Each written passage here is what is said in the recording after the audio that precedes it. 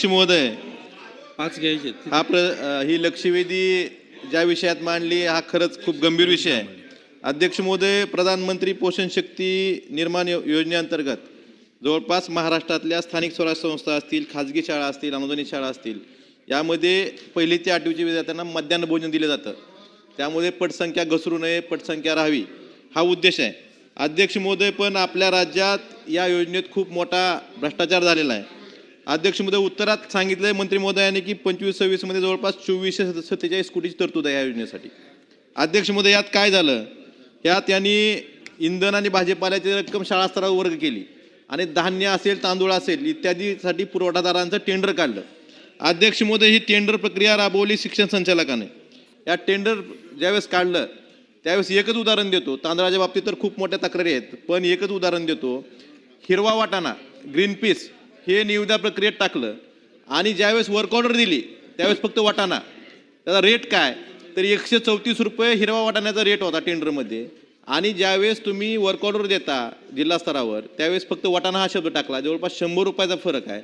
अध्यक्ष महोदय, हे दोन्ही कुणी केलं? वर्क ऑर्डरवर सही शिक्षक संचालकाची, टेंडर कुणी काढलं? शिक्षक संचालकानं.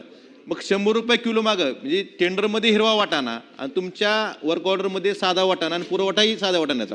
अध्यक्ष महोदय, उत्तरात मंत्री महोदयांनी सांगितलं की जो माल आहे त्याची तपासणी NABLच्या लॅबमार्फत केली गेली आणि त्याचे नमुने जिल्हा स्तरावर पाठवले गेले. मला त्यांना विचारायचं आहे की लॅबमध्ये तुम्ही हिरवा वाटाणाच पाठवला असेल, त्याचे नमुने जिल्हा स्तरावर पाठवले असतील, तरी राज्यातल्या जवळपास सर्व जिल्ह्यांनी, सोलापूर जिल्हा वगळला तर बाकीच्या सर्व जिल्ह्यांनी याची देयकं काढली.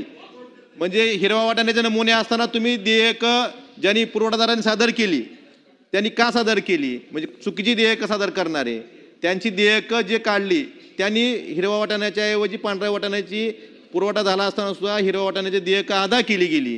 ह्या जवळपास कोट्यावधी रुपयाचा घोटाळा झालेला आहे. माझी मंत्री महोदयांना एवढीच विनंती आहे की जे शिक्षण संचालक आहेत ह्यांनी हा खूप थंड डोक्याने केलेला भ्रष्टाचार आहे. शिक्षण संचालक आणि पुरवठादार या दोघांनी मिळून हा थंड डोक्याने केलेला भ्रष्टाचार आहे. जिल्हा स्तरावर जी बिलं काढतात त्यांनी, त्यामुळं याची SIT चौकशी करणार का आणि जी जादा रक्कम अदा गेली आहे ही वसूल करणार का, ह्या पुरवठादारांना काळ्या यादीत टाकणार का, ह्याचं उत्तर मंत्री महोदयांनी द्यावं.